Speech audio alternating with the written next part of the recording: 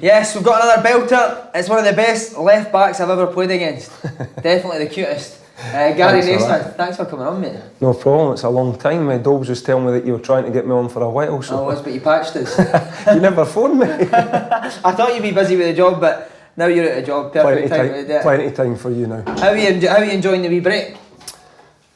I'm bored already, to be honest. It's only been 2 weeks. I'm desperate to get back in. Are you going to look to get back in the summer? Yeah, straight away, but you're in that unfortunate profession that you've got to wait on somebody else losing their job before you can get back in, so that's what I'm really going to have to do. I'm going to have to wait on somebody else getting the sack or leaving, and then put the CV in and hopefully get an interview and then talk my way into a job.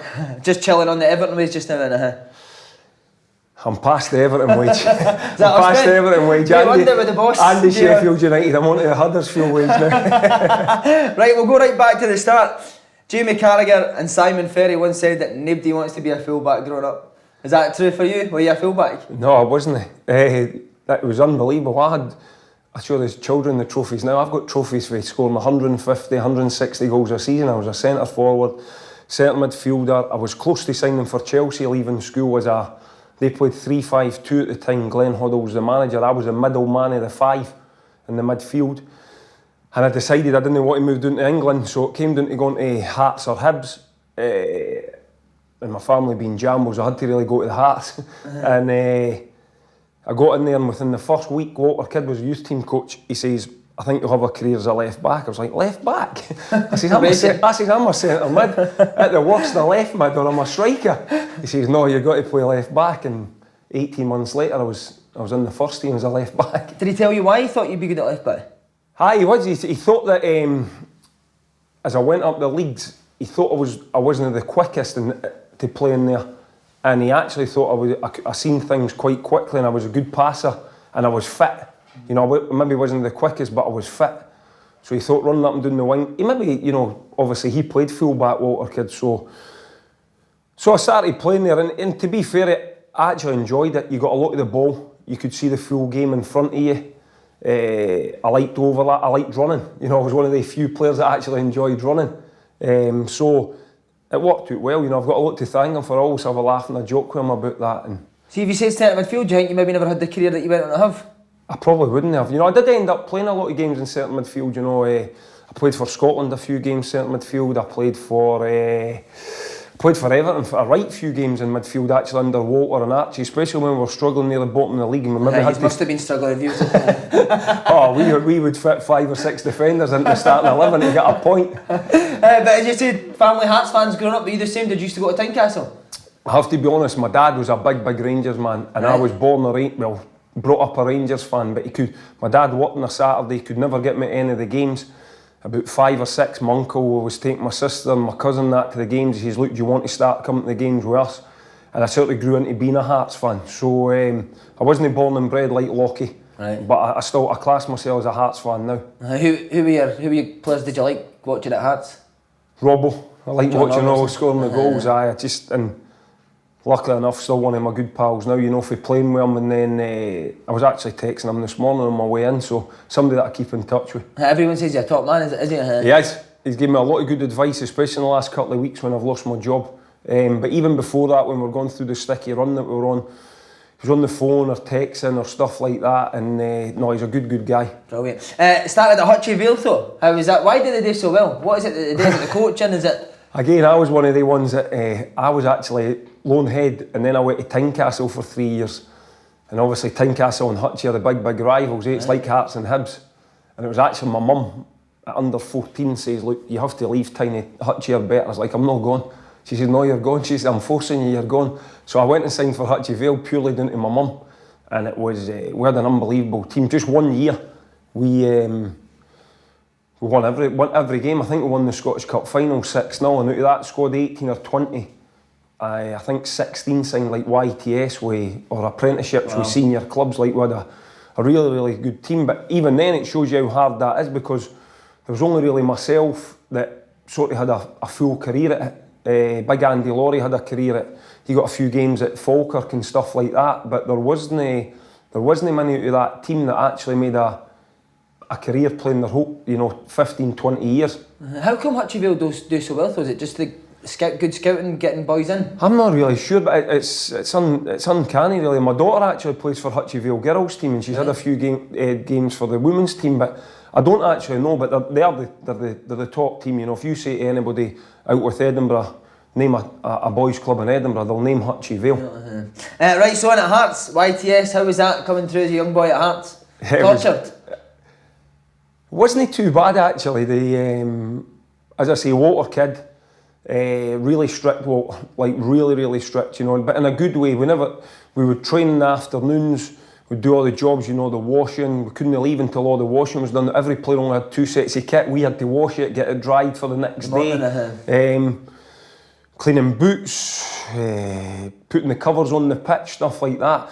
But very thorough, Walter. See if he wouldn't check your jobs every day. So one of us would go, right, Walter, we've done our jobs. He'd say, right, away you go. But every now and then he would come say, right, I'm going to check it. And he'd maybe just go on top of like a locker or that. See if there was any dust or anything. He'd keep you there to 6 o'clock, or you'd get running or stuff like that. So you actually learn not to cheat. You just done your jobs every day. But that was really good. Paul Hegarty, Peter Houston, and then obviously worked into the first team under Billy and Jim. How long was it before you were up to them in the first team? It was quite quick when Billy and Jim came in. Did they like it you straight away? I think Billy had tried to get me... He's been places, you know that? Brilliant, that. I followed on from at East Fife. I'm well aware of that. Were you quite close to giving that speech as well? East Fife, have you done No, but I do get what he was on about with the disconnect with the fans and the players, because it was still there when I went in. You know, it took us a bit of time to actually get everybody as a one. But I think Billy and Jim had tried to get me for Falkirk, and then, you know, obviously when I said I was going to go to Hearts and stuff. So when they got appointed, I was quite happy because I thought they quite liked me, and it was quite quickly I was in training with the first team with them.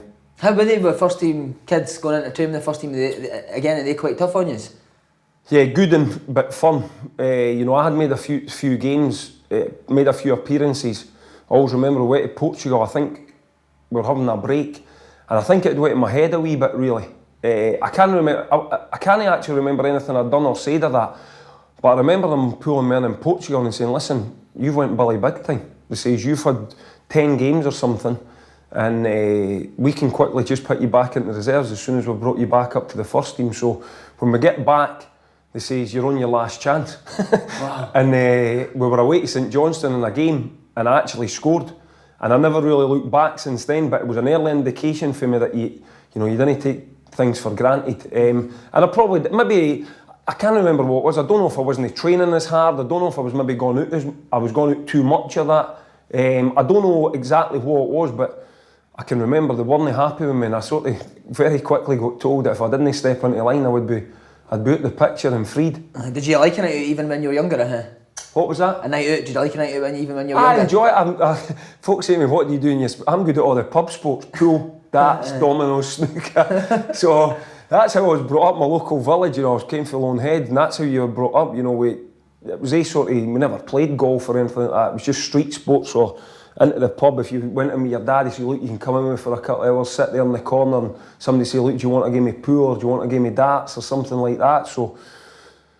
But that's what I like. I'm not really a nightclub sort of person, you know. Even like when we were at East Fife, I don't know if you can. I never done it at Queen of the South. But when I was at East Fife, one Sunday I'd take all the players, the directors, everybody through to Lone Head Miners, take them through maybe get there for 1 o'clock. The local guys in the pub would run a snooker and pool competition. All the players would get involved. So maybe, for example, Nathan Austin or Kevin Smith could get drawn with just a local person as their partner. Right.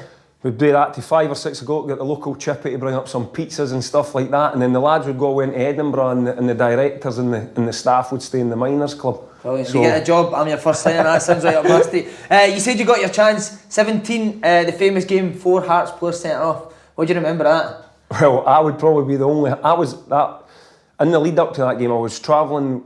He played reserve games on a Saturday then, so I was sort of getting taken out of the reserve games to travel with the first team to get the experience.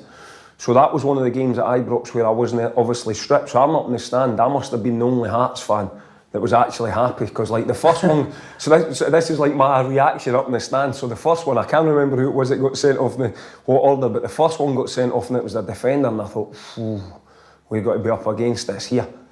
And then the second one got sent off and I'm sitting thinking, oh my God, this could be about 5 or 6. And then the third one got sent off and I thought, by the way, I've got a chance of playing the cup game here, because it's automatic suspension, they're all defenders.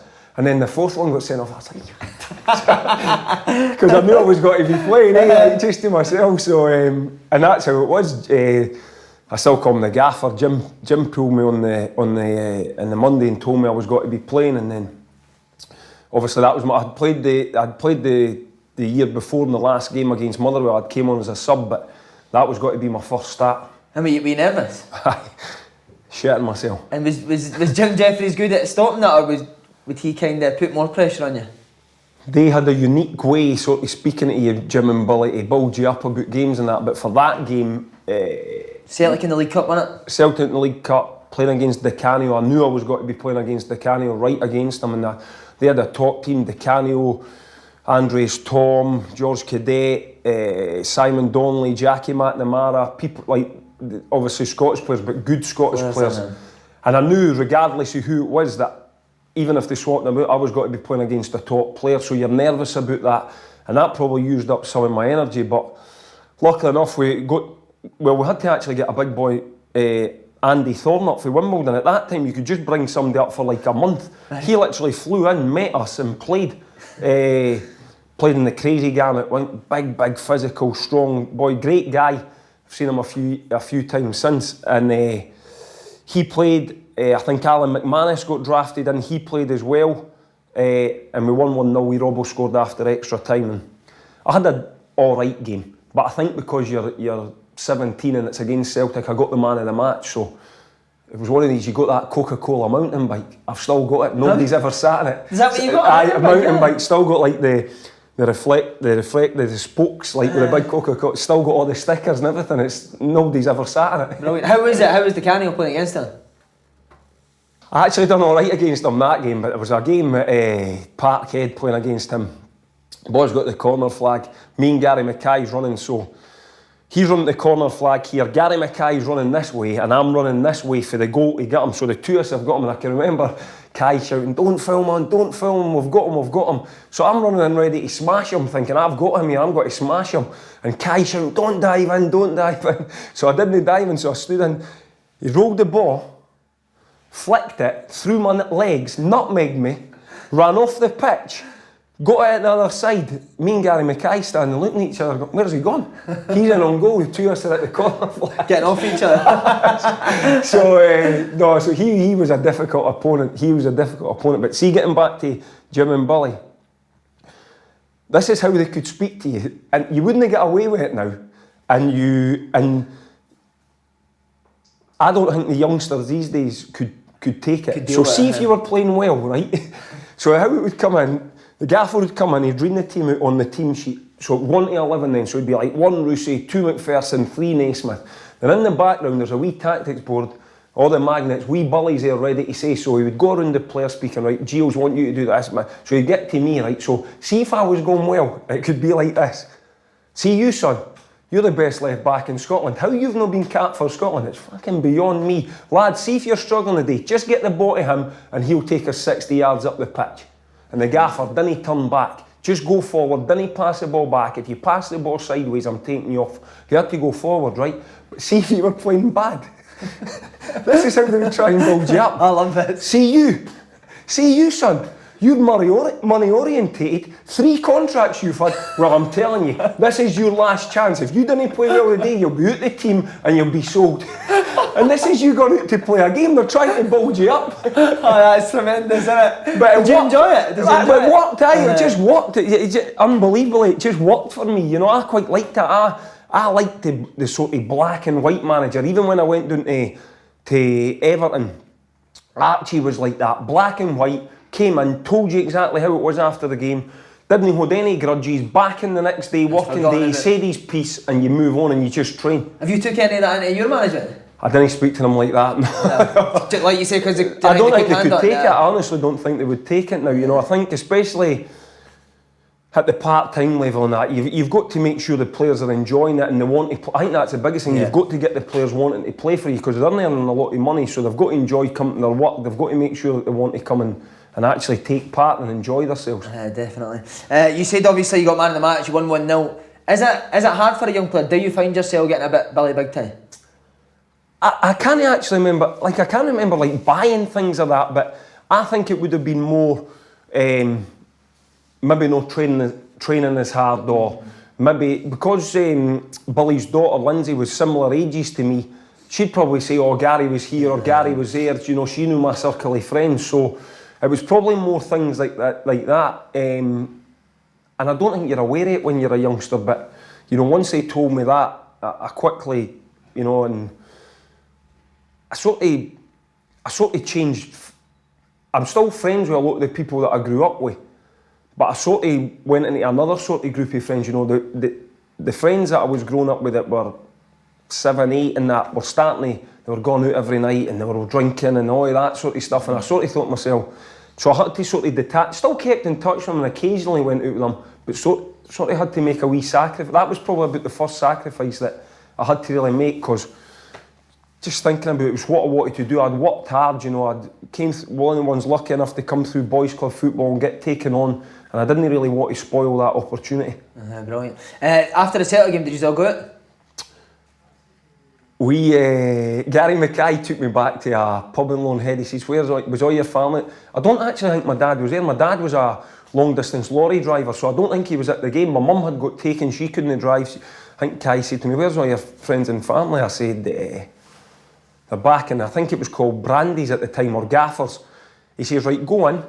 He says, have a shandy.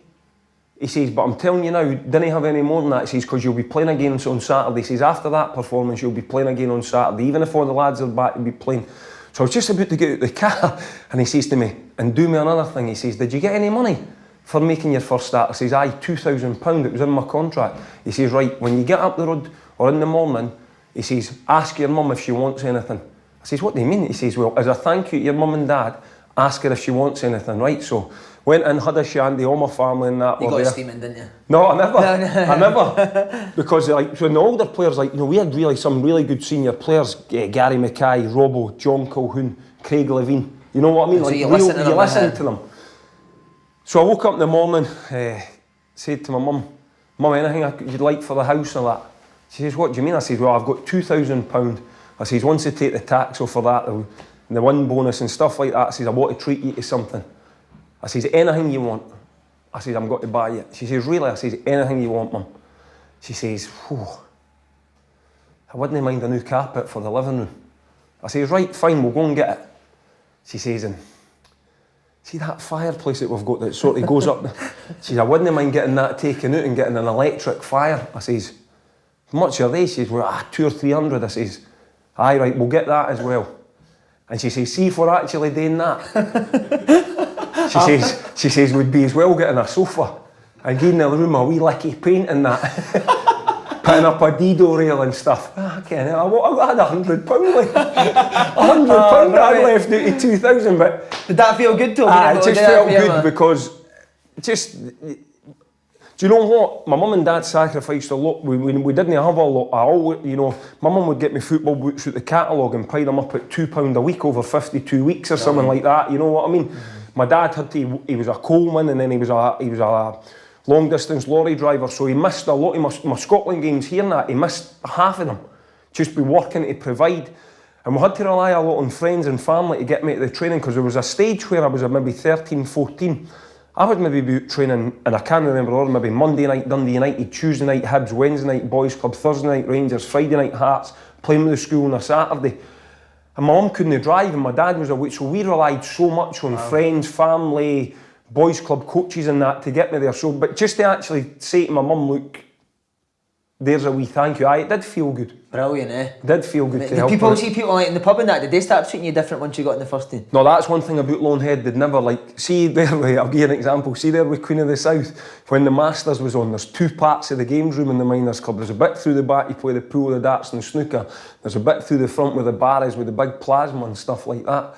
So we were watching the Masters, so I had backed Tiger Woods to win, so I wanted to watch the golf.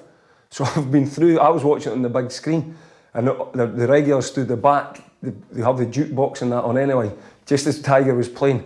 But I was still on the job at the time, they all stood up, "You're getting sacked in the morning," sacked. It's like that sort of place. And then when I went in and I had lost my job, they says, "You never even got sacked in the morning." They said, "You got sacked in the evening." So it's that sort of place. Because the next season was obviously the iconic season, 97-98 Scottish Cup. Played in it every round. Did you feel like a proper first team player then? I did. Because I was keeping Neil Poynton at the team. Neil Poynton had played at Everton and Oldham and stuff like that, and I knew I had to. It's that one where it keeps you on top of your game, because he was waiting, but he was brilliant because he's came up the road to play. I don't think they expected me to emerge as quickly, and he's came up the road to play. But what a top guy! See, like just the amount of help. There was never any bitterness in him, even before the cup final. I think the Hearts fans have circulated again, he done a cup final video on that. That's how he was, he could have been gutted that he wasn't in that 14-man squad. He filmed it all, he was there to help, he was just a really, really nice guy. So see, if you were making mistakes and stuff like that, would he come in? Aye, he wouldn't be one of these older players that would think, "That's brilliant, Gaz had a shocker, I'll be in the team next week." He would come in the training pit and say, "Right, what did you do wrong?" You'd say to him, because the first thing he wanted to know, did you know what you had done wrong? Yeah. And then when you said to him, he said, "Well, this is what I would do, I'd have done that, or I'd maybe have tried that," so he was good like that, really, really good. Some great older pros, as you mentioned. I even remember even like Craig Levine, a stupid thing. He was helping out with the reserves at the time, playing it as a fullback. He says, "See, sometimes you're not got to be able to just clip the ball up to your striker with your left foot." He says, or the striker maybe be coming to shut you down at an angle, or coming for that side, you maybe need to check onto your right foot. I remember him just getting me cutting inside on my left foot and just chipping. Sorry, cutting inside your right foot? So coming in on my left, so the strikers cut the pass down the line, cutting in on my right, and rather than just trying to blast it with your bad foot, just chipping it like over an imaginary midfielder, so that if you did go onto your bad foot, you felt comfortable in a game. Just wee things like that. It wasn't like a great training practice of that, but it was something that, as I got onto my career, I actually felt alright. I scored a few goals. You used to do it all the time, didn't you? So I didn't mind cutting in onto my right foot. Brilliant. Just a wee little nuggets of advice. But they didn't need to do that, so things like that, they were really, really good. How do you look back onto the Scottish Cup final? Remember going into the game, how you were feeling? Aye, somebody spoke to me about that today. See, they sort of build up, and that's vague for me. I know we went away the start of the week. I know Jim Jeffries named his team. He's starting 11 very early in the week, so I knew I was playing. Did you like that you know you were playing? Aye, I thought I was going to be playing, but just to know that you're playing was great. He never named the subs, and I was rooming with Grant Murray, and I always felt a wee bit sorry for Grant because he had been in and around the team most of the season. I think he had missed the last 2 or 3 league games and there was only 3 subs at that time, and you knew that Robbo was going to be one of the subs. Once the team had been named, you knew Robbo was taking, so there was only 2 places left for the bench, so Grant was like my best mate, at the club, and he actually ended up being godfather to one of my children, and I was just desperate for him, so I actually got as much joy when he got named as one of the subs as I had for when I was playing. Right. So the build-up in that was a bit, I can't really remember too much about it. The game, I remember we started really well. I was one of the only few players that had touched the ball when we got the penalty. I didn't realise how much Rangers had us pinned back till I watched it maybe about a year ago. The last 30 minutes, it was like the Alamo, waves and waves of attack. I thought it was a Stonewall penalty when Big Davy brought, I think it was Ali McCoy stood just outside the box. I thought it was a penalty, and I have to be honest, if that was a penalty, I'm honest enough to say we'd have got beat because we were gone. We were holding on. It was 2-1. Rangers were pushing everything forward. If that game had went to extra time, we wouldn't have won the cup. How does Jim Jeffries celebrate after a game like that? He was actually quite calm. He was actually really, really calm. What about before it? Was it a special team talk, or was it just do your job? I can't remember. I can remember the semi-final. Because I was scared, because when I think Lockie had said when he pinned me to the wall. Oh, right. He pinned me when he came in. Kevin McAllister he was on fire. Like, people say to me, who's the best player that you've played against?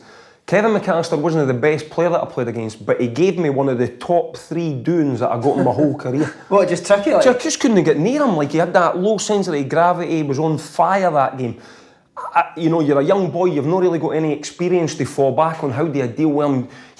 see, like, and that's, if that had happened 3 or 4 years later, then I gave him, I'd have hit him one and seen if he'd come back, you know what I mean? But they'll go tight, they'll drop off, they're, oh Jesus, I didn't know what to do here. Yeah. So we got in at half time. I always remember he come straight for me. Just he hit had yourself. that big brow, you know, he's still got it now, even when I see him. Just come and pin me like, if we get fucking beat today, he says, it'll be your fault. Get fucking closer to him. Like, man, he literally had me pinned. The feet were like this. Honestly, Lockie wasn't exaggerating. The feet were like this. I was thinking, my God. So you go, I didn't want to play. Like, I didn't want the ball to come to us. I was like, oh my God. So anyway, he's not touched the ball. I'm thinking, brilliant, 7-8 minutes to go, we're 1-0 up, come on. Anyway, did he no go drift in?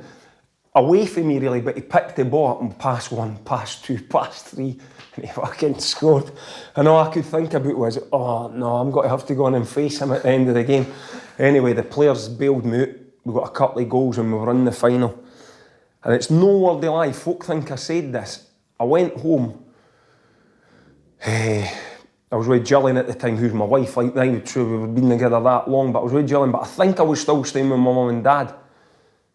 And my mum says, what's wrong? You should be over the moon. I said, Mum, I don't want to be a football player anymore. Scottish Cup final, I didn't want to be a he actually traumatised me that much in that half-time talk that I was actually in the final. Says, I'm not playing. And that's me, I'm finished. But I quickly got over it, you know what I mean? But would he pull you after it and say, didn't worry about it? Or was it just never spoken about again? No, I never spoke about that because that's how he was, That was just him. It meant he was a Hearts fan. He wanted to win that much. I remember one time, it's Easter Road, we were 4-0 up and we were just keeping the ball. And 4-0 up, keeping the ball. If a chance came, it came, but we weren't really trying to go 5, 6, 7. Anyway, we come off, he was absolutely raging. And it wasn't until we found out he was in the team that got beat 7-0 with Hibs. And he thought that was the chance for us to get 7 back. Right. We didn't know, you know, we was just passing the ball and just keeping it. So he went off his nut? Oh, he went off 1-4-0, went off his nut. See the Falkirk game, is that the maddest you've seen him go? At me? At you? Oh, I've seen him blow up. Who? Can you remember one in particular? I've seen him drag Stevie Fulton out the shower. Naked, Aye, naked. Why? I've seen some crackers, honestly. I've seen Archie get sent to the shower for Walter. Archie not? Would anyone have a go back at Jim Jeffries now? No, really. No, really. Is he scary at her? Aye, but you know what? He's actually a nice man. Mm-hmm. They had a great balance, like they could scare you, they could put an arm round about you, but the biggest thing they had was you wanted to play for them. I would still now run through a brick wall for them. Like I seen them doing at Edinburgh City, I went to watch a few of their games. You were at your game, I seen you against... I was just looking for players, because I always... You wouldn't find any players, that's it. I think there is players in the lower league, you know, so I hadn't seen much of them, so I wanted to go and watch it, and I seen him in that, and even now still Gaffer, and when he comes in, you know, I was sitting down, and as he comes in, I'm standing up, Gaffer, how you get... He's still got that authority over me, if you know what I mean. Brilliant. How was celebrations after? Gary Locke spoke about it, bus through Edinburgh and all that. That was, again, health and safety, you wouldn't get away with that. We're on a single decker, we took the roof latches off, and driving into Gorgie, the whole team was actually standing on a single decker. And the bus just stopped you over. Well, you'd have fell onto the fans because there was that many, but that's what I remember. The Sunday was brilliant, they going through the streets of Edinburgh, 250,000 people, but it was actually the Saturday because we didn't know what to expect. We get into Sight Hall, there's a few fans past the fire station, there's a few more fans. Then it started to get busier and busier, and we started to get to Gorgie Road, and like the bus, it literally couldn't move. The amount of people, and that was... See, the Sunday, you knew there was going to be like a parade. We weren't prepared for that on the Saturday night. I think we thought there'd be some people back at the stadium, but we didn't realise how many people were going to be there. Would that have been one of the best moments of your career? Aye, definitely. Like, we had similar with Huddersfield when we got promoted via the playoffs, but I was injured and I didn't play, so it didn't mean as much to me. Because I'd played in that, but you know what, I probably took it for granted, because I was so young. 18 months I'd been playing football, I thought we would just win a cup every year. I thought, this is easy, we'll win one next year and the next year and the next year. And I never. You know, so I didn't really take in a lot of what was actually happening. Was your family buzzing as well? Obviously they were Hearts fans. Aye, they were buzzing. I went to, actually went up to see them on the next day. and they were having a garden party, like all the neighbours and that were round, and my dad had like, although he's a Rangers fan, had a Heart strip on and stuff like that. Like he's one of them, my dad. He's no longer with us. He had lost him 2-3 years ago to motor neuron disease, but in the cup final we lost 4-3 to Rangers. I was in the squad, but I wasn't stripped. So I gave my dad the hospitality ticket. So obviously he doesn't know that I'm on the bench, so he's there shirting, he's got the Hearts tie on. So then he finds out that that I'm not stripped, takes the tie off, unbuttons the shirt, he's got his Rangers strip. Brilliant. So he's like, fuck, I want Rangers to win the day. Did you give him your medal or when you won the Scottish Cup? I get they weren't you know, my mum and dad, they weren't really one, they were just like, keep that. The only thing that I've ever done, I lost my mum as well, I gave my mum my first Scotland cap, and that actually she got buried with it. So that's she went into her coffin really. So that she wanted that. She wanted to be buried with that. So, but no, they weren't really one. They were just proud of me being their son, that I'd actually played for Scotland and eventually got down to England and played at such a big club and things like that. Brilliant, mate. Amazing. Who else was a good laugh in the dressing room? Obviously Lockie, Stevie Fulton, Gary. Stevie Fulton. We had a good team spirit, and Lockie was a big part of that. Davy Weir, quite a dry sense of humour. We Colin Cameron, Neil McCann. Good players. We had a really. I often have this argument, and it's one for the Hearts fans. I don't think there's many players for the Hearts Cup final teams after '98 that would have got into the '98 team. Like we had a really, that year, not just the league, not just the cup, we ran Rangers and Celtic to about 6 or 7 points. Like you're talking about Rangers, Laudrup, Gascoigne, Durrant, McCoist. We've mentioned the players at Celtic. We ran them to about the last 3 or 4 games of the season. You know what I mean? Like we were there neck and neck, going for the league that year as well. So we had a really, really good team. Jim deserves a lot of credit. He went and bought like the better Scottish players with a wee bit of money. He went and bought like Neil McCann, Colin Cameron. He went and sort of took, if you want, the best players for all the other Scottish clubs and put them together with us. Pick one. If you had to pick one, who was the top player in that team? The best player for me was Stevie Fulton, because no matter how bad a game he was having, he would come and take the ball for me and just say, just keep running, it'll come back into your path. And that was generally my game. I could get the ball, feed it into people, run, get it back, and then deliver a decent cross more times than no. So he was, but the best player was Big Davy Weir. So underrated, it was ridiculous. What was he, just so calm? Just so calm. I didn't really notice. Did he help you playing centre half next to you? Well, I had Paul Ritchie. He didn't help me. The amount of times he put me in the shit saying, "Here, guys, you take it. You take it, guys." And then I couldn't go back the way, because Jim Jeffrey says if you go back the way, you're coming off. So I had to just kick it long. But Davy Weir had top class. I didn't realise. I knew he was a good player at Hearts, but I didn't realise until I went to Everton. You know, he done it week in, week out. He wasn't blessed with the greatest pace, Davy Weir, but no often would you see him getting exposed. You know, he was a top player. Right, for being young and making these strides, did you feel like there was a lot of attention on you then? You started to hear rumours about clubs looking at you, agents on you? I was always with the same agent up until I actually went to England. I was with Jim MacArthur for a very young age, so you know, quite a loyal person.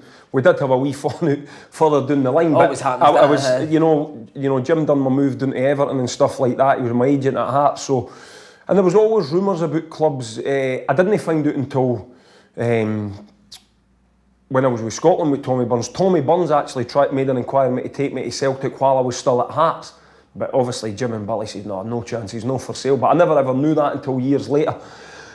And then the circulating the clubs here and there. And what actually happened was I was still with Hearts. We were away with Scotland at the time. And we were away for a 10-day. We were away to San Marino, and then we were away to Croatia on the Tuesday night. So I think on the Tuesday or Wednesday before the San Marino game on the Saturday, Jim says the deal's done. You've got to Coventry, they've bid 1.5 million, Gordon Strachan, we're going down to meet them the next Thursday that you get home. So there was about a week, for the deal being done, to about a week till I was going down to speak to Gordon Strachan. So, played against San Marino, we won 2-0, we didn't score till late on. No surprising, because I'm sure we played 4-3-3 that night. I was left wing and Matt Elliott was centre forward. We were two defenders. So We got 2 late goals anyway, we won. Had a night out in San Marino, which we probably shouldn't have done. Playing Croatia on the Tuesday night, top team. Jarni, Prozanecki, Bockic, Suka. Prozanecki, what a player. Stimac at the back, like a top team. Bruni, it was like slagging on. I'm trying to take them down to build us up, you know. Who's that, Craig Brown? Jarni can't run, Prozanecki's funny, Suka, he give him 10 chances, he'll no score, you know, stuff like that. But anyway, we played one of your best games for Scotland. We were brilliant as a team that night. We got a 1-1 draw away. And I didn't know at the time, Archie Knox, who was assistant manager of Scotland and obviously was assistant manager of Everton, and he had said to Big Davy, which I only found out in the days later, what's happening with Naysmith? He says, oh, his deal's done, he Coventry, he's gone. And that's all I had asked. So we never got back into Glasgow airport till about 3 o'clock or something, 2 or 3 o'clock on the Wednesday morning. Actually, I was gone down on the Friday. The Thursday. And Jim phoned me about 9, half 9 on the Wednesday morning. He says, your deal, the deal's off. I says, what do you mean it's off? I says, we've had this agreed for a year, for a week. I says, I've not spoke to anybody. I says, how can it be off? He says, oh, Everton's bid £250,000 more. You've not got permission to go to Coventry. You've got to go down and speak to Everton now. We're going down on Friday. So I was like, fucking Everton. So I'm on the phone to Big Davy, and Davy says, aye, Archie asked me, he says, but I never thought anything of it. So what had happened was Archie's obviously got on the phone to Walter, who obviously Walter would have known who I was for the cup final and playing in Scotland. And he's obviously said, look Walter, I think we need to try and sign this lad. So did you ever speak to Gordon Stratton? I never got to speak to him, and I've never spoke to him about it. Because it wasn't my choice, it wasn't. Hearts just said, well, unless Coventry can come up with extra money, you can't go and speak to them. See, when you were at Hearts, was it always your aim to get down to England, or were you looking at a Celtic and Rangers? No, I'll tell you this as it goes on, and I made this public. Hearts at that time were giving people good contracts. I can't remember who it was they got the investment for, but I knew that people like wee Mickey, Colin Cameron and Stefan Adam and Thomas Flogel and people like that, they were all getting decent money for Hearts, right? You know, and I didn't want the same money as them, because I was still a young player and I knew I wouldn't get it, but I just wanted more than I was on. So when I went in to do a deal with Hearts, the board at Hearts at the time said, listen, it's all changing now, the money's sort of dried up, you're the first one that's going to have to go. And to be fair, we did sell more players after that, like Colin Cameron went down to Wolves, I think, and Neil McCann eventually went and stuff like that. So they were true to their word. So they says, so I said, well, that's fine. I says, but I made it clear to the fans, I didn't want the fans thinking that I had been greedy or that I couldn't agree terms or anything like that. So I just made it clear that I had wanted to stay at Hearts, because I generally thought, I was still only 20, I thought another year or two will not do me any harm. But I just made it clear to them that the club had decided to cash in on me. They didn't want me staying and going for nothing. So it was Hearts that decided to sell me rather than me trying to force a move. How was Walter Smith when you first met him? Brilliant, just such a nice man. He's got that presence as well. Presence. Jim said to him, he said to Jim, I didn't know this until later on, Jim, what are you going to ask for? Jim said, we're thinking of asking for that, and that is a signing on, and that is an add-on, that is an add-on, that is an add-on. But I was like, forget about all that, just ask him to ask for that.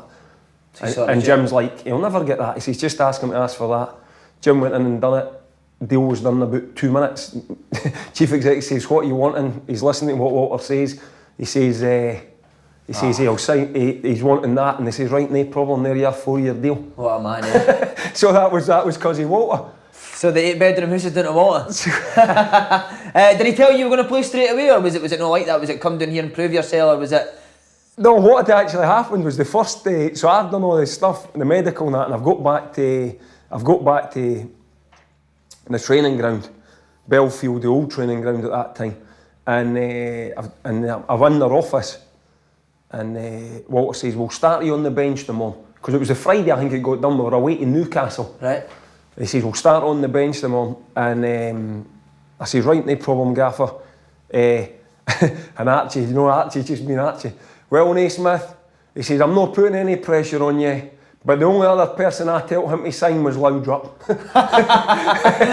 And I'm thinking, I don't know, because I didn't know how to take him, I don't know, see. And you know, he said it with such a straight face. So anyway, we up to St James's Park, you know, you've got to imagine this. I'm coming out the Hearts changing room, I've gone into Everton, you've got people like Duncan Ferguson, Kevin Campbell, Paul Gascoigne, wow. Mark Hughes.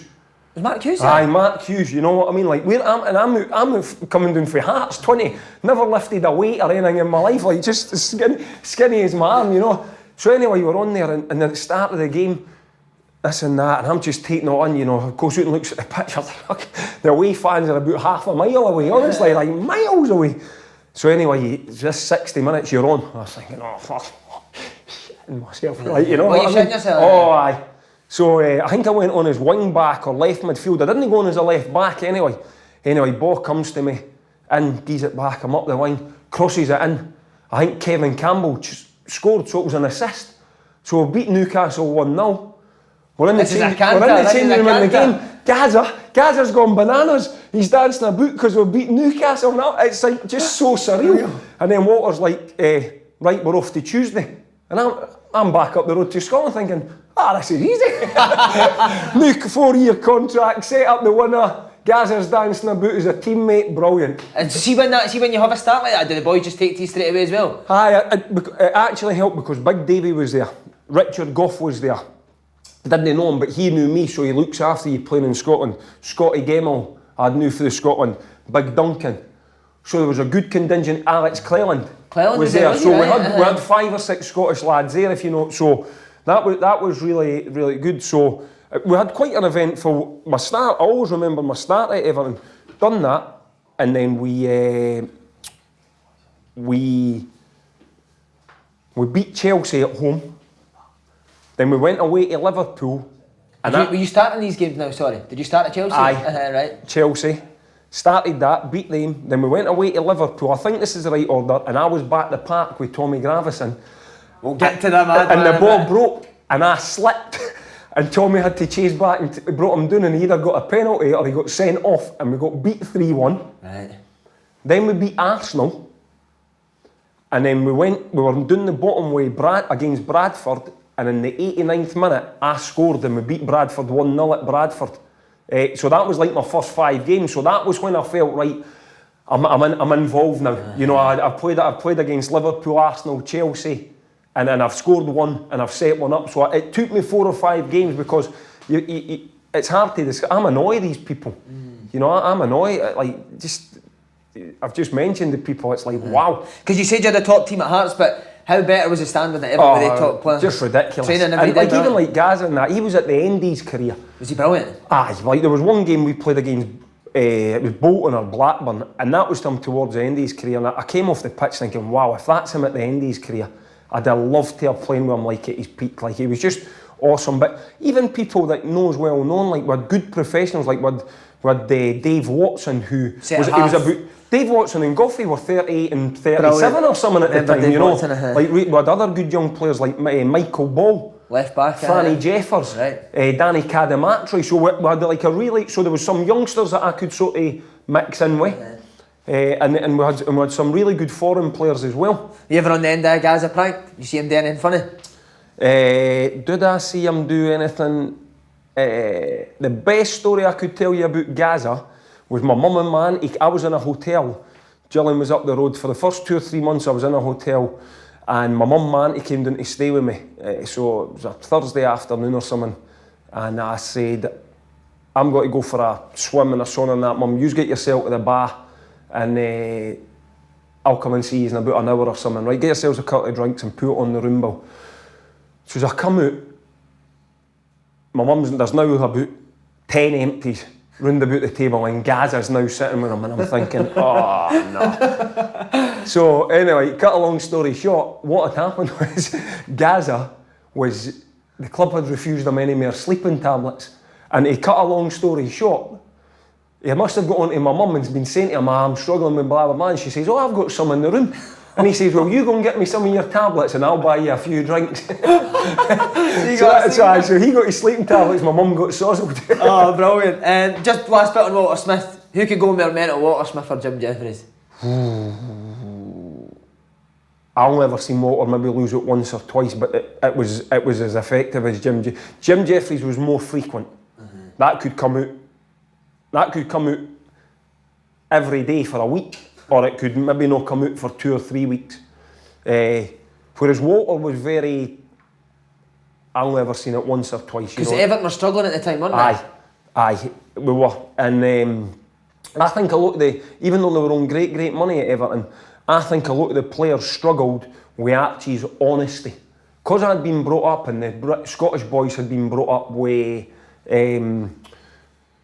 just telling it how it is. Youth team managers being the you know, exact same. Just the same. I found a lot of the English lads or the foreign lads, they weren't used to just people being so blunt, just saying, you were shite.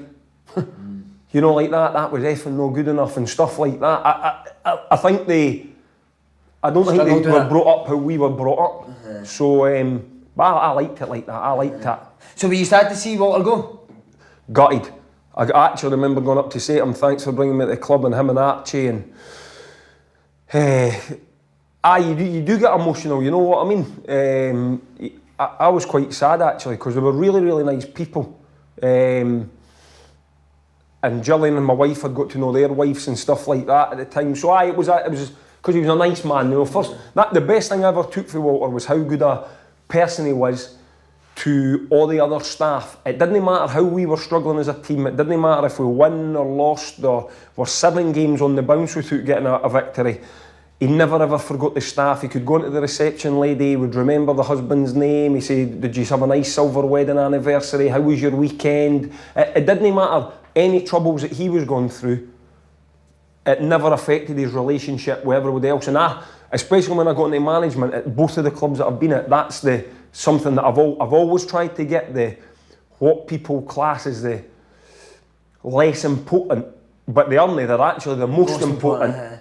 To them to buy into what you're trying to do as the manager. Makes a difference. What was the time that you had to send Archie to the shower? Can you remember it? It was we were doing it at Watford. It was a boy, Stephen Hughes, not the one that was at Rangers. He played for Arsenal, didn't he? Stephen Hughes, a midfielder. And he was having a go at him about something, and I think Stephen Hughes had tried to, and we were doing it at Watford, and it was a tight changing room, so the metal hampers at that time were sort of stacked up in the middle. Archie jumped him, he went for him.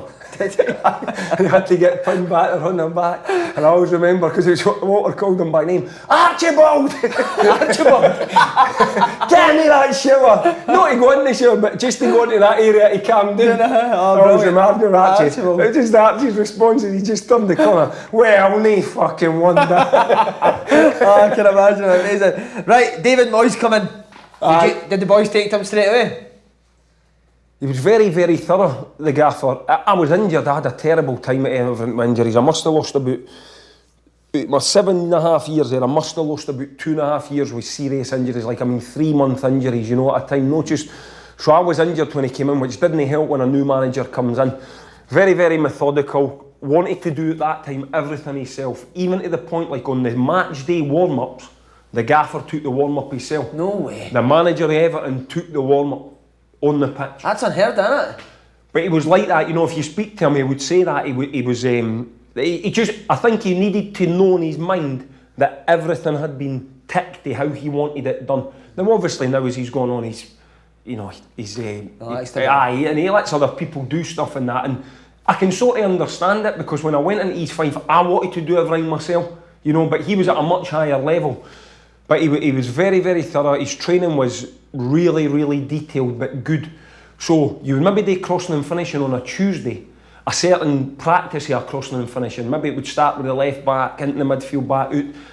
But it would all be related to how we were going to play on a Saturday. So when we started doing the shape on the Thursday and Friday, you would actually think, that's why we done that on the Tuesday. Everything was planned to how we were going to play on the Saturday. Brilliant, eh? So did the players like that? I did like it. He was a lot more compared to Archie and Walter. He was a lot more studied set plays a lot more. We spent a lot more time on routinesy set plays. He done more video analysis, which everybody done. You know, I think Archie and Walter were. I don't think it's right to say. I don't think it was in thing at that time to watch a lot of video stuff of your opposition when, you know what I mean? Whereas he had came in, new ideas, young manager, that was some of the stuff they implemented.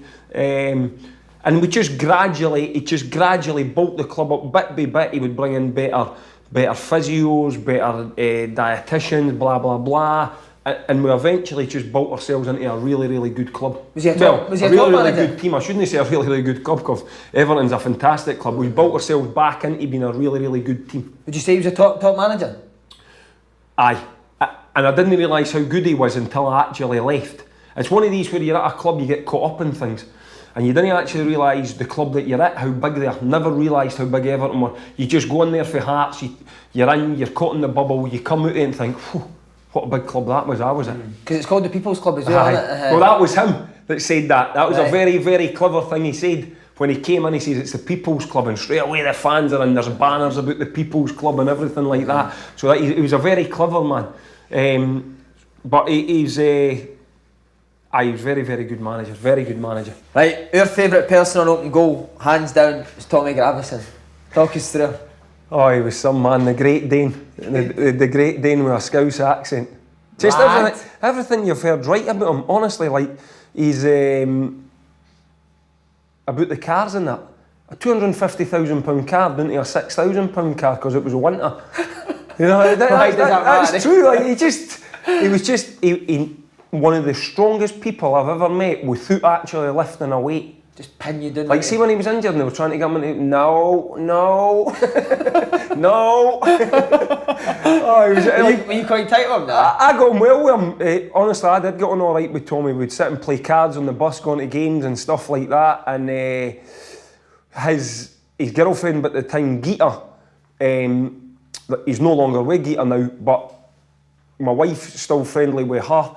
And Nicholas Alexanderson's, and they still meet, like Juggan will still go over to Denmark or to Sweden to meet them and that. The team spirit at Everton in terms of the wives and that was as good as I've ever known it. Like there'd be about 10 or 12 of us, an unwritten rule at Everton. If you had a party where it was a christening or a 30th or your wife's birthday or you were going out for a meal, you fought the bill for that 12. And then when every time they had one, it was a free bar and a free meal and everything for you. Who brought that in? It was just like unrun, like, so, like, maybe if we went to Big Davies for his like a 30th or like, I'm getting that. So then if I was having like a 25th, right, I'm getting that. Or if it was somebody's christening, well, it's a free. So, you know, it works itself round the boot. You know, if you spent a couple of £100 each time, it didn't. Got it back. It's just, you know, so. But the team spirit of that, honestly, we would go out regularly. The wives would go out themselves, the players would go out themselves. It was, and as I said, Tommy was part of that, you know, and everybody loved him. But he was just such a stubborn man, you know. If we were practicing set plays, me and him were generally on the set plays, and the gaffer would say, right, last one. See if he didn't hit a good one, he wouldn't like that. He'd make us stay out. Like, he would be saying to the gaffer, we're staying out here, gaffer, I get this right. Oh, I can imagine. And then if we had to do a bit of running in that, like 6 400s, no, I only need 4. 4. But he wouldn't care. No, he was such a. He got away with it. You know what? Because he was that good. Was he that good? He was. I've never seen anybody like it in possession. Seeing boxes, he never gave the ball away. I know you didn't win games in boxes, but and the shots up. And I'll tell you, Tommy. It used to be me and Scotty Gemmell against Tommy Gravison and Joe Max Moore. Head tennis. How good is he? Oh, he's incredible. But at the court at Everton, it was sort of like built into like a little right angle, so you could get caught in the corner. And the net, like Tommy, I always remember Tommy's serve, he'd bounce it up. So the ball was coming up, he'd jump up and volley it down the way like the serve would come in, like it was and then Joe would be doing overhead kicks like American, God damn it. You know, like could we be playing for like 20 quid a head? And to be fair, they generally got the better of me and Scotty, but it'd be like me and so we spent a lot of time after training on that, and Tommy, just like, I always remember silly things, you know, like in America when it goes to the line and they have to go and check the camera. Tommy would walk to the line, kid on, he was putting his head under it, so he'd be like that and he'd come back. You know, like things like that. Like he was like ahead of the time. So had a lot of good time. Man. See, you mentioned the cards because he's ended up making a fortune out of poker. You know that? Was he good at cards? Yeah, and he took it serious as well. He always tried to read what you had in that and stuff like that. You know what I mean? But no, honestly, he was a good. I was really You know, I don't know if anybody tell you this, you know he turned up to sign for Real Madrid in his Everton club suit. He never had another suit. He never had a suit. It was a plain navy suit. That is his Everton club suit. So you just seen it on the telly? We watched it on the telly because he was getting linked to all these clubs, and we're like, like we knew he was good. We were like, it can't be right. And they says he's away to sign for Madrid. And then like that afternoon, the next day, he's in the navy suit. Oh, absolutely love it. Another one, Duncan Ferguson. Faddy says it takes him a while to let you in, but top man. Aye, really, very, very quiet guy. Wasn't until I really got to know him, I asked him that. I says, Dunk, like, say for the first 2 or 3 weeks, I'll just get a morning or something off of you. He says, guys, he says, I'll tell you what it is. He says, I like to suss people out, and I like to know if I want to be with them, or if I want to be their pals, or if I didn't. And if I think, they'll just get a morning or that. He says, so I just suss everybody out. Never had a mobile phone. Nah, never had a mobile phone. Didn't really get. So you just send that text and that just gets to that. He was like, he didn't want bothered once he went home. That was it. But I tell you, he came in immaculate, because at Rangers it was shirt and tie every day. He came in immaculately dressed every day. Because even when I went to Everton at the start, you still had to go in and trousers. Walter actually had brought that in. You had to go in, you had to go in with your, I don't think they were shirt and tie, but it was trousers, shoes, shirt or a jumper or that. So no jeans in it alone? I never had anything like that. I had to go and buy stuff. Like, because I was used to going in with the free Fila gear at the Hearts. I was sponsored with Fila, me and Paul Ritchie. Right. So I had to go and buy the stuff, and then that's what, immaculate, trained well every day, never realised how good a touch and how good a technical player he was until I actually started training with him. And we would, you seen that in the boxes, or in the boxes, on a Friday we would normally have 3 boxes A7 or 3 boxes A8, and you would always start in the same 7 or 8. So we had like our own box, me, Faddy, Big Dunk, Davy Weir, Scotty Gemmell. See when somebody, I always remember like, so Moises, somebody had got sold, I can't remember who it was. So the 7 of us were in the box. So the other 2 boxes are starting, and they're about a minute into it, and Davy Moyes would join in one box, and somebody else's staff there, and somebody else the other. So Moyes' box is about a minute on, and he's shouting over, "Hi! What's going on over there? I've told you to start a minute ago." Big Dunk, she shouted back, "We're having a minute's silence, Gaffer. One of our boxes is left." So we didn't do nothing for a minute, we just stood. Because one of like our original boxes had left. But I'll tell you, he would wrap it in. You know, like how you hear the Man United players saying that Roy Keane would test you to see if you've got a touch of that. Dunk done the same. And see if you weren't up to it, would he let you know? Aye, and only once I've ever shouted at him. I played a ball to him on the training pitch, and I shouted, "Any chance of you moving?" or something like that.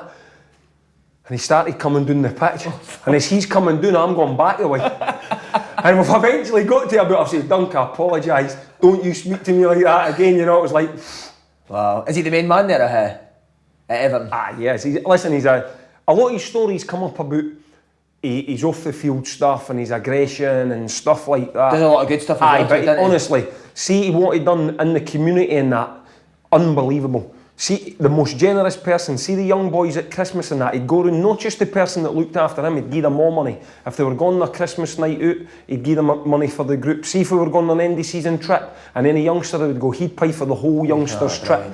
But a really, really top player. I don't know if this is true or not, but the rumour goes that when Newcastle were looking for a striker to play with Alan Shearer, the manager asked Alan Shearer his opinion, and they said, "I'd go and get Duncan Ferguson." And if that's true, that's true, that's the biggest compliment you can get. How was he up the gym? Ridiculous. Was he? Ridiculous strength. But see when he took his top off, like ripped, but no like bulging ripped. You know, like just really strong, like, you know, I never ever, you know, in the bench press you try and get in the 100 club. I could never get any, I got up to about 85 or something. The big man would just do sets of 10, 100. He wouldn't even put your breath, or, you know the one where you sit on it and you push it? He'd push the full stack with one hand. Like, no word they lie, like ridiculous strength. I've seen him punching the bag on YouTube and that. Well, he would take you in the gym, show you the gloves, he'd put the pad on, say, "I'm not going to hit you." He'd have his gloves on, he'd say, "You just try and hit me." No, because he liked his boxing, you know, kept him fit, he liked the hanging, and just seeing his reactions. Did he and ever stuff. pin you back for it? No. Never, no. Oh, you'd be down. You'd be down. I seen him once pin the fitness coach. There was only me and him, and someone had happened in the French, he was a French fitness coach. He was trying to tell Duncan something, we were up in the old canteen, and the boy come over and he was like, I can't even remember the lad's name, which is terrible. I can't remember his name, maybe come back to me. He says, look, I didn't want to talk about it. And he says, but Duncan, I'm just trying to help you. He said, I'm not want to talk about it. So I was sitting, I had just got it wasn't great food at the time, beans on toast or something, so I was just sitting, and they used to call me Henry. Henry, he says, get him told. He says, I didn't want to speak to him about it. So he then started speaking to me, right? So Duncan got his thingies and he sat down next to me. And the boys came across to try and speak to him again. So he gave him about 4 or 5 warnings. And he says to him, he put the warning out, he says, I'm telling you, I don't want to speak about it anyway. Did the boy no try and go speak again? He just pinned his head to the table. And the boy was a grown man. Stop talking. The boy was like this, the eyes were popping out the head. I told you I don't want to talk about it. Oh, tremendous. Amazing. Right, another player I need to ask you about as well. Some top players you've played with by Wayne Rooney. You remember the first time he trained you? Yeah, he was, he just like what people have said, he just came in, we heard about obviously this 14, Had you seen him playing the youth team in that? I'd went to watch one game and he was unbelievable. It was like a Saturday morning game, playing at the old training ground, Belfield, and we must have met for some reason, maybe went for a pre-match or something, but I seen a bit of it. And I think Walton actually had tried to get him for a first team game, but he was too young. I think he had to be 16 or something, he was too young. So we heard all about it. But it wasn't just like, he just came in and then sort of grew into. He came in and for the first day he was the best player. Like at 16. Just used to shell balls, didn't warm up. Just he'd be blasting balls as hard as he could. But because I think he had, I think some of his family were boxers, he already had like a unique upper body strength. Like he still had like a lot of puppy fat, but he had a lot of strength that as a 16-year-old it enabled him to play against grown men. So would he get up against you and Aye, he was a strong boy, aye. And he still done his boxing, he'd be thinging away with Dunk. Big Dunk was sort of, and Alan Stubbs to a lesser extent, was sort of like his mentor. They would look after him, keep him right and wrong. I think the gaffer done a really good job, Davy Moyes, with him, keeping him out the public eye as well. Although he would only get to do certain interviews and stuff like that. I think in the main he got handled really well. What kind of boy is he? Is he quite quiet? Well, I seen him at something and he had all his security and that round about him. And he seen me. Like, we're no people that keep in touch like we, but he seen me and he sort of he said to Dinny Bond and he sat for half an hour with a couple of beers and that. He's the sort of boy that would come up to, like I was saying to you, like the miners, and that would be his perfect day. Just sitting in the pub watching football, playing pool, snooker, having a few pints. Aye, he's just such a down to earth boy. Top man. Aye. Is he the best you played with? Aye, I think he was the best. He is the best. And also because the other ones that could probably compare him, Gazza, I got him at the end because I seen Rooney like emerging. But no, you're saying I've seen that when you actually say this, I've played with some Mate, top players. Your 11 that you've played with could be unbelievable, eh? Well, even just that, and Who else at Everton stands out? Arteta was different class. What a player. Arteta was different class. Pina? I never played with Pina. Oh, did you not? You just I got the tail end of Ginola. Did you? Aye. Is that when? He played in front of me. I have to be honest, he That's didn't a really graveyard help. shift for you, Didn't really help out defensively.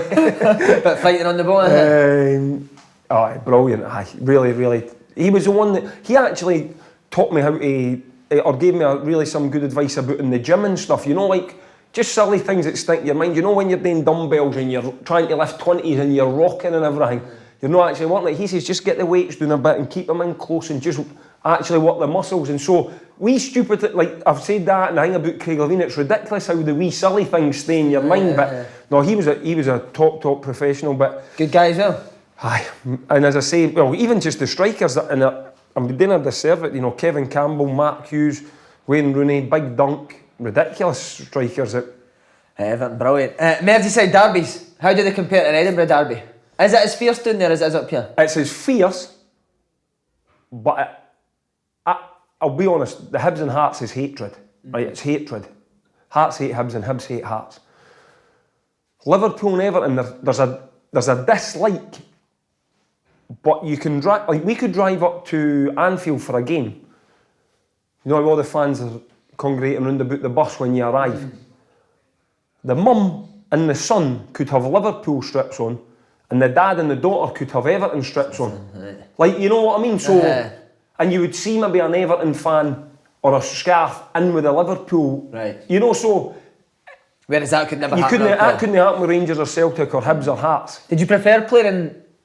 Do you prefer that where it's no as much hatred? It was the same though, because the build up, you know, the fans at the training ground, same for a week, you know, it was all that it mattered about and winning. And to be honest, I never had we only ever beat them once when I was there. We beat them 3-0 at Goodison, and we got a few draws, but they were a top, like they were a really good team, you know. Like I remember one game, just for example, that I'd been injured in the pre-season. I'd just got back and we were playing a home game, and Archie and Walter says, listen, we're going to play, just last as long as you can. So I was wing back, and Liverpool were playing 4-4-2.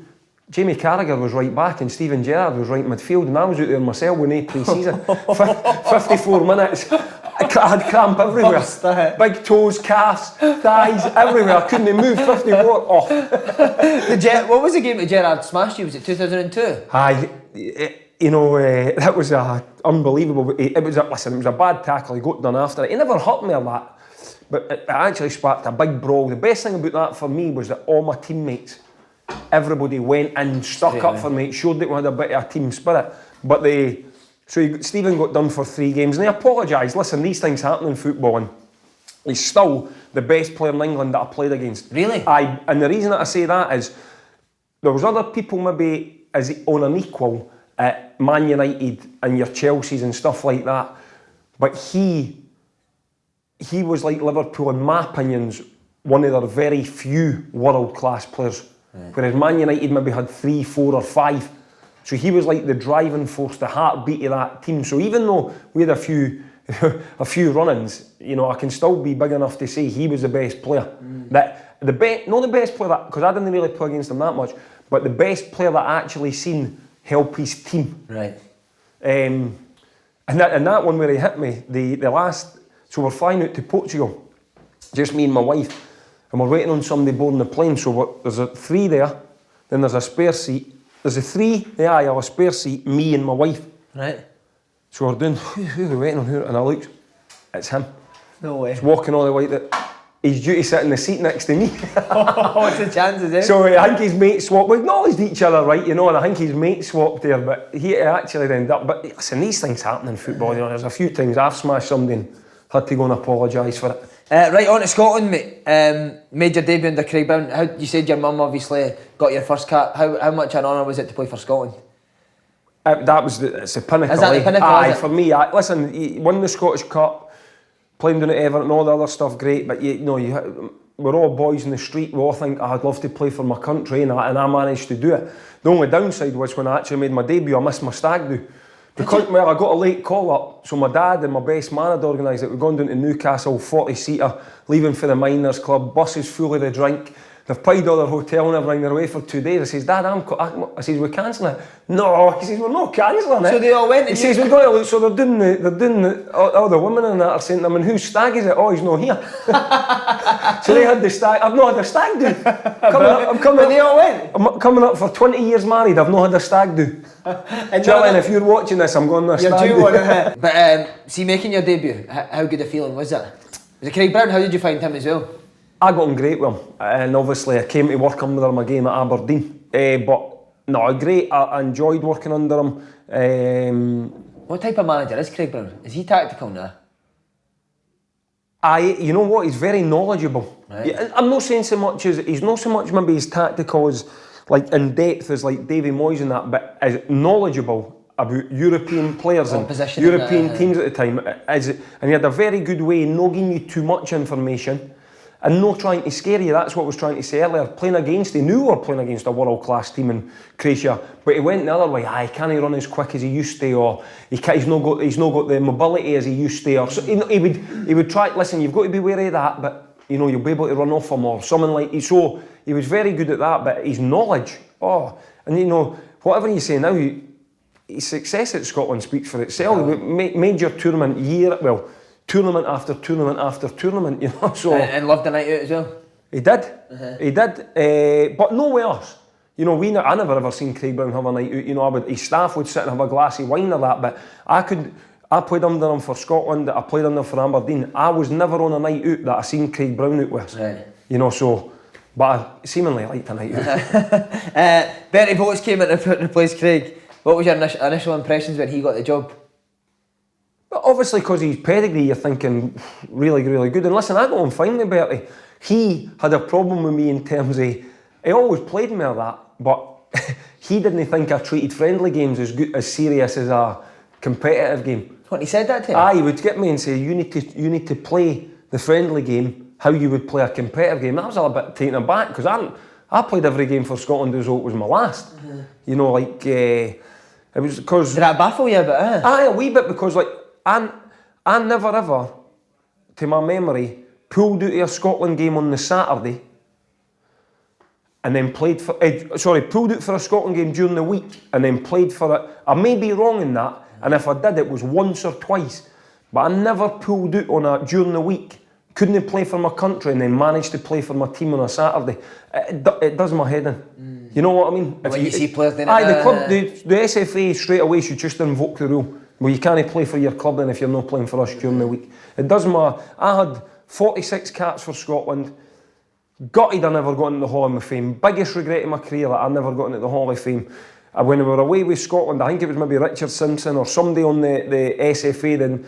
I was 28. I had 40 caps at 28 and I had pulled out of 40 squads with injury. I never actually made it to the pitch. Right. I pulled out of 30 or 40 squads with injury. And it's the biggest regret, because working on, I nearly got a cap or a start every time I was in a squad. I would have been on about 70, 75 caps at the age of 28, so I'm gutted that I never made the Hall of Fame. It's the biggest regret I've got in my career. There you go, players that pull out, listen to that. How do you look back on Bertie Boats' era? What went wrong? Was it just too many players picked? It's difficult to say, you know. We won the playoff game 1-0.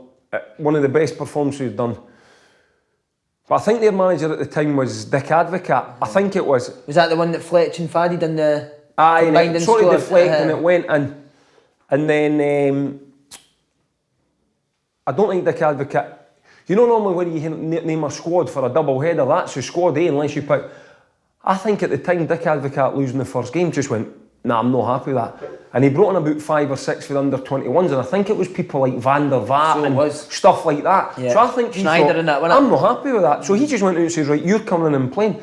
And we were getting beat. I got taken off in that game, 6-0. And I remember 6-0, and I looked up at the scoreboard. It was either 59 or 69 minutes, and I think it was Van Nistelrooy and somebody like Kluivert or Seedorf go up to warm up, and I thought to myself, this has got to be 10. It was just like one of them, all the world-class players turned up for the night, for them, and they just absolutely battered us. Is that the biggest doing you've had in your career? Aye. And I've been beat there 3 or 4-0 with Holland as well, but that, getting taken off, I didn't play well. We had won the first game 1-0, you know you're 90 minutes away from qualifying. That was a blow. Because we also came close to one where we kicked off at 5 o'clock out here against Italy and we had to win and we'd have got second place. That was Walter Smith, wasn't it? And then I think Alec took over, and it was the one that they gave the free kick in the 90th minute. That was wholeheartedly the best atmosphere I've played in my career. It was a 5 o'clock kick-off against, so obviously the fans had been out to the pub and that. Yeah. The place was rocking. That was the best atmosphere. Was that Panucci that scored that? Aye, and that was the one where I was actually standing listening to the national anthem thinking, wow, this is a big, big game we're about to play, and we played well. Because people say about that atmosphere here, do you know, agree but you've with got that? to remember, see the tournament before that one. I think Italy, France and Ukraine had got to the quarter-finals, and we got them all in our group. That is that campaign, sorry. Is that one? The 2008, and we came to within... I think if we'd won, we had qualified out of that group. You know, so that was ridiculous. That's when we beat France home and away. You've had Italy, Ukraine. That was a tough group. Yeah. We also got close. How come that squad was so good, sorry? Because that is a tough group and you came so close. I'm not really... I think we had a real, club spirit about us, you know. Like, Walter had came in. Was it Ali and Tommy? Brilliant. Great backroom staff. Loved the training. Good bit of banter. Walter was like the figurehead that that Tommy and Ali actually needed, you know what I mean? Like, just to keep everybody on track, or I don't know what some of the things would have been doing, but it was just a perfect blend of the training and the man management, and then I think Alec came in and just sort of kept that going, and he added his own wee bit to it. Again, a very knowledgeable man about European football. And so that's my regrets, really. I never qualified for a major tournament for Scotland when we were in a couple of good positions, and I never got to the Hall of Fame. Brilliant, mate. What a career. And then you had to go at management, East Fife, Queen of the South. How did you find it? Is it tough? Yeah, well, I didn't actually. The management at Queen of the South just sort of got thrown on me. I was going to go back and play for Lockie at Hearts as like a squad player, because you had a lot of youngsters. You wanted a wee bit of experience. I'd left Aberdeen. I was going to go back there. But there was a transfer embargo and it kept getting delayed. And we says, well, listen, why do you not train much during the week? Go and play at a part-time club. So at the start, I went and trained with East Fife on a Thursday and played for them on a Saturday, hoping that when the embargo got lifted, I was going back to sign for Hearts. And everybody was fine with that. I was happy to go and help the youngsters pass, because you had a lot of youngsters at the time. So, did it not bother you going, dropping down and playing for East Fife though? No, I was alright with that. Like, folk says you'll struggle in that. I was alright. Cut a long story short, Robbie Nielsen was in as assistant manager at East Fife at the time. He got the job at Hearts. They says, look, do you want to go as assistant manager? It looked like the transfer embargo wasn't going to get lifted. I says, aye, I will. At that time, East Fife had 7 or 8 full-time players, people like Liam Buchanan and it's people, Nathan Austin, people like that. So I says, right, I'll do it, because it doesn't look like I'm going to get back to Hearts, which would have been the perfect way to finish my career, start and finish at Hearts, but it didn't happen. So anyway, 6 games into it or something, the manager gets sacked and they says, look, will you take the caretaker? And I won the 2 games and they says, do you want to take the job? So it sort of got thrown upon me. And I didn't really play for the first 5 or 6 months, or the first half season. And Heggie that was in with me says, guys, you'd be better going back and playing. He says, you can easily still play at that level. And I thought, all right, you know what, I'll go back and play. So I actually went back and played for like another 2 seasons. And I really, really enjoyed it. And I can honestly say, I never ever once got frustrated about players at part-time level not being able to do things that the players that I'd been used to playing with. I never ever got frustrated. What was frustrating was maybe you had a session planned for 16 and somebody'd phone you at 6 o'clock and say, Gaffer, there's been a gas leak, I can't get away. So you're then down to 15 and you're trying to change your session as you go, or somebody turning up at 7 o'clock. They were but eventually you become used to it. But I generally felt at the East Fife one, there was a disconnect with the board, the fan. I had to get everybody back together. I had to get all the volunteers, because there was a lot of volunteers at Queen of the South and East Fife that do a lot of work that get nothing. Had to try and get them involved. So, and we eventually got that. There was a lot of debt at East Fife at the time. We thought, I had to make sure all the players had joined the PFA, because I didn't really listen to the player. I thought at one stage we maybe going into administration. And then eventually we got into the playoffs, weren't successful, and then we won the league, we sold Nathan Austin, and we had sort of cleared the debt a bit. We had cleared the majority of the debt. And then it just, at that time, Queen of the South came calling, and I just thought it was the right time to go into full-time. I knew it was going to be a difficult job. Because of their budget and stuff and the size of the squad and stuff like that. And it was a team that I think they had lost 8 in the bounce, so I was going into a team that had a lot of experienced players, but... Low on confidence. And that was a challenge, because you were going in to manage players that were maybe, like Dale was only a couple of years younger than me. Had like Queen of the South legend and Stephen Dobie and people like that. So that was another challenge for myself, having to learn to go in and how to deal with older players. But it's a great grounding that you've had, eh? Well, that's right. Listen, I'm disappointed that I lost my job. I don't think I deserve to lose my job, because I think in the main I've done a good job at Queen of the South. But I'm 40. I've been the manager 250 games. It's great experience, and something will turn up. Whether it's another job as a manager, whether it's maybe an assistant to somebody I know, whether it's a decent sized club as a reserve manager, something will. I want to be a manager, and they say when you go in your coaching badges, I want to be a manager, but sometimes managers' jobs are hard to come by. You need to take a sideways step just to keep yourself in football, go and learn. I'll often think about this. If I went as an assistant manager at a bigger club where you're more in charge of the training, well, To be at the East Fife and Queen of the South, you know, I shared that. I let the assistant manager, Dougie or Laurie Ellis, take a good bit, because I like to stand back in the early part of the week and I like to watch it. I like to see who's at it, who's no, stuff like that. But as the assistant manager, you're more involved with the training rather than the coaching. So maybe that would be a good thing, you know what I mean? So I'm open to anything, really. Guys, it's been absolutely brilliant. Loved it. Thanks very much, mate. Cheers. Thanks very much.